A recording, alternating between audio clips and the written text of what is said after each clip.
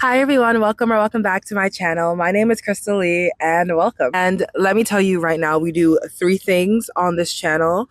On Mondays, we do a Moody Monday in the energy of Jack of all trades because we have a lot of moods, we have a lot of hobbies, we have a lot of things that we like to do and like to record and edit and put together. So every Monday, you'll get a video of whatever mood I was in. On Wednesdays, we do What We Reading Wednesdays. Hi, welcome to What We Reading Wednesdays, where we talk about books out the ass. We talk about books that we read, that we want to read, that we liked, that we hated, that we overanalyze, that we felt something towards. It's all book stuff. And then on Fridays, we talk about van life, where I make videos about my alternative lifestyle in our 91 Chevrolet G20. Then, if any of that sounds great, stay around, hit subscribe, be a part of the Chance on Life community. I have a goal to grow this channel to 100K simply because I want a group of people who are finding peace and playfulness through my videos, but also I want a YouTube plaque. I'm not ashamed to say it. I like shiny things. I like medals that represent my successes. What can I say? What can I say? But if any of that does sound like your cup of tea or your shot of whiskey, subscribe. I would love to have you here. If not, then that's fine. If not, it's okay. You'll probably still see me pop up on your screen from time to time. For every one book I finish, I add 5 more to my TBR. There's just so many good books to read.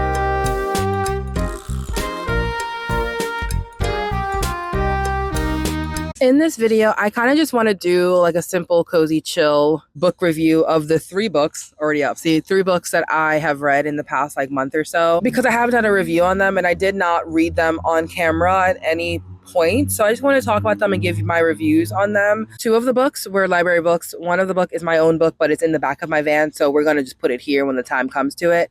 The first book on the list that was a library book is a book called Beware the Woman by Megan Abbott. I'm trying to remember her name without looking it up. Our female main character, JC, and her husband, Jed, head up to the mountains to visit Jed's father. JC is pregnant. I believe she is she's in her second trimester. This is JC's first time meeting Jed's dad, although they dated and got married and fornicated and had a baby. First time meeting the dad. During the time in the cabin where Jed's dad lives, JC learns a lot of the different beliefs that Jed's family, more importantly, the men in Jed's family or the men they call friends, their mindset behind women, their rights, and them being mothers. JC learns a lot about Jed's past and the past of his mother and the past of the father as well. The theme of this book wasn't something that I thought of, that I didn't think was going to be a theme going in, but essentially was, because the plot explained it in a way that maybe JC wasn't telling the truth about who she was, especially with the title of the book being Beware the Woman. You would think that it's the woman who is raising all the questions and being more secretive and manipulative in the book, but it's not that at all. In the book, during the plot, we learn a lot again about Jed's family and family friends' belief when it comes to women, their career paths, their choices for themselves, and them as mothers. I'm not going to tell you how that plays out in the book. I liked the book, but I didn't love it. It was very, very, very, very, very, very slow paced. And every time you think every time you think the plot would twist, it would just be turning the page to more slow plot slow things happening in the book. And it wasn't until the final 50 pages, probably actually the final 20 pages, we find out a lot of the secrets that that Jed's family has been keeping. We find out a lot more about Jed's dad. We find a lot more about Jed himself. And JC is just there with no one she knows, pregnant, trying to stand up for herself and what she needs, and talking to these people who just cannot relate because they are not a woman nor are they pregnant. And it was very frustrating to read because I can understand with this try to stand up for yourself, even not being pregnant in a group of men who think they know better and can understand women. And to add more to the plot, Jed's dad was a doctor and helped deliver Jed as well. So you're not only dealing with men, you're dealing with men who think they know better because of the career path they're in, even though, again, you have different bodies. And let's remember that medical history when it comes to women is very much based on men, again, thinking they know women and not actually listening to us or actually seeing us or understanding our bodies. So all of that placed in a plot that is in the woods with some wild coyotes and mystery, you'll get Beware the Woman. Megan Abbott had a great plot that I feel like she could have done more with.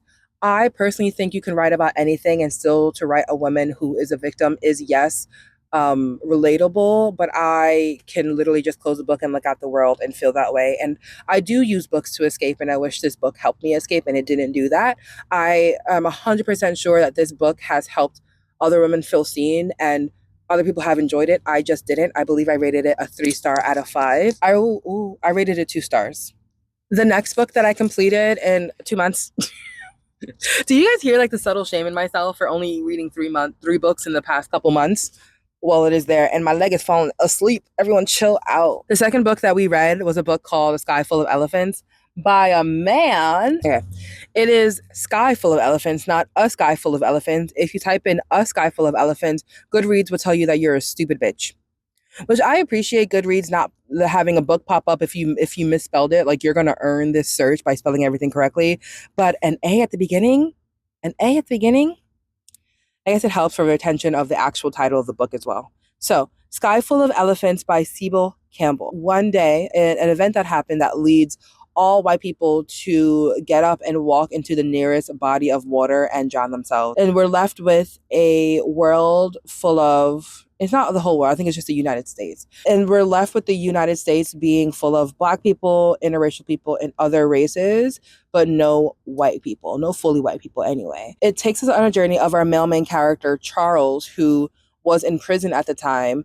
And the people in prison were there for a long time after, evidently, everyone who worked there, security, walked into a body of water.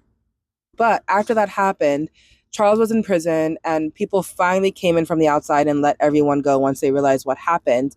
And Charles ended up becoming a teacher to help teach the rest of the kids in the world, because a lot of the teachers also went for a swim. So he was a reformed prison inmate turned teacher, but he was always smart and really good with his hands and building things and figuring out how things function. He just unfortunately ended up falling in love with the wrong person and ended up in prison. We follow his journey out of prison and in the workforce, and him being united with his half white daughter because she reaches out to him because she is the only one left in her family.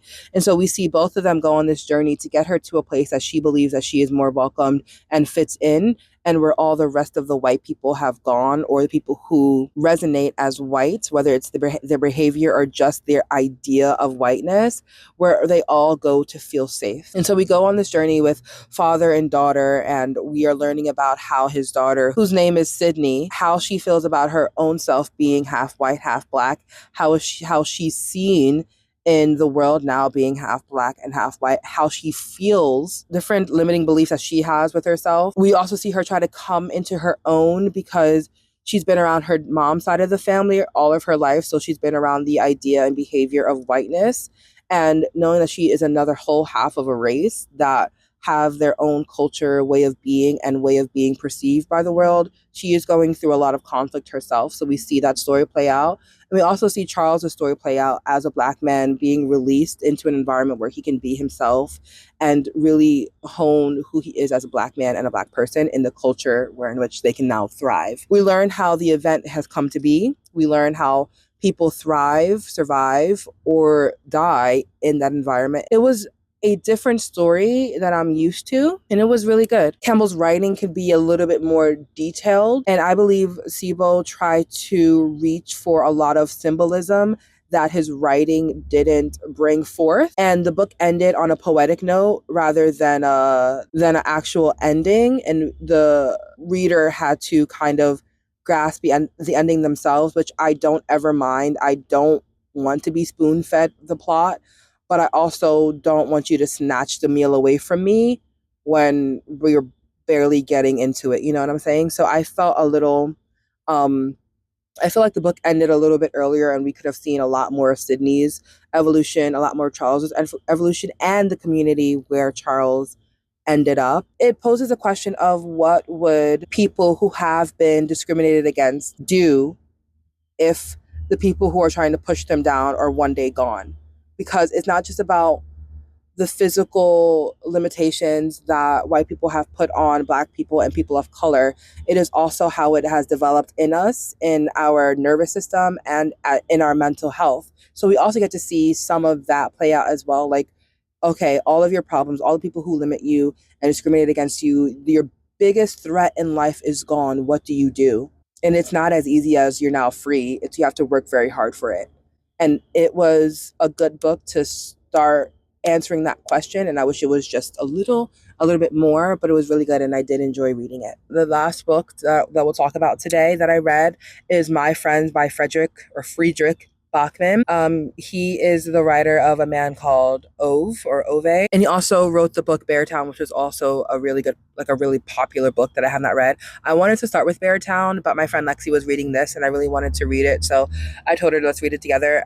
I forced her to read it with me, and it was a great book. I enjoyed it being a buddy read and a book about buddies. I knew from everyone else's reviews of Friedrich Bachman's work that he is an amazing writer, and I'm very happy that I got to experience it. My Friends is a tale about a group of friends who don't have the best familial background or financial background. They have been lucky enough to find each other and become each other's essentially soulmates and family. And during one specific summer in their life where things were really, really crazy, they were able to be with each other and help each other and push each other through a lot of the craziness. And we get to have flashbacks of them as children and them as adults, and how a lot of what's happening in the present time as that, like, them as adults reflect back to them the things that happened when they were younger during that one summer. The book does those flashbacks often, but it also adds in a character from the present, which I believe is Louisa. In the present, another character is intertwined in the plot because of one of the friends from the group and how they impacted her. So we're getting the story of the friend group from past to present, and we're seeing how what we do in our lives impacts other people later down the line, and how important it is. Why am I getting teary eyed? And how important it is. Oh, because okay, this book made me cry a lot. I think all those feelings are coming up. And how important it is to be yourself and do the hard thing, because you never know whose life it would impact. And I'm never saying do things for others. I'm saying do things for you. But if there's something that you want to do and there's some kind of block, just know that if you can't see the impact of this thing, maybe try to reach for the impact of others. In this case, the group of friends was able to push one of their friends to paint and draw and be the artist that he was afraid to be. And in doing that, impacted Louisa 18 years down the line. And that was really cool. The stories of each of the friends is definitely heartbreaking for a lot. It's definitely understandable. Through their friend group, I also like the fact that Friedrich Bachman wrote men with emotion, like pure emotion that was let out when they were younger, around each other, obviously, because each of them were each other's safe places enough for them to do that. Whereas they did it maybe in like their family home or anywhere else, it would be like there will be consequences. They showed what love between friendships can be, how they save us, how they hurt us, and how we find family in people who are not our blood at all. And like I said, I cried to this book. I saw my friends in this book, and it made me feel even deeper for the friendships that I have now. And it was just like a beautiful story. And it reminds us that family is not always blood. We never know what we do and how being authentically ourselves impacts others. And you just truly never know where the world will take you after having like a harrowing or heartbreaking story behind you. It was such, again, a beautiful story, beautifully written. I truly only have one con, and unfortunately that con is a spoiler, so I can't say it. But it's on a scale of 1 to 10, it's a 2. So don't be too upset for me not telling you. I rated this book a 4 out of 5 stars. I highly suggest you read it. But those are the 3 books that I've read in the past couple months, and I wanted to share and give my review. If you read any of them, please let me know in the comments down below. If you want to read them, please let me know in the comments down below. And that is it for this video. I love you. I am grateful for you, and I will see you in the next one. Bye.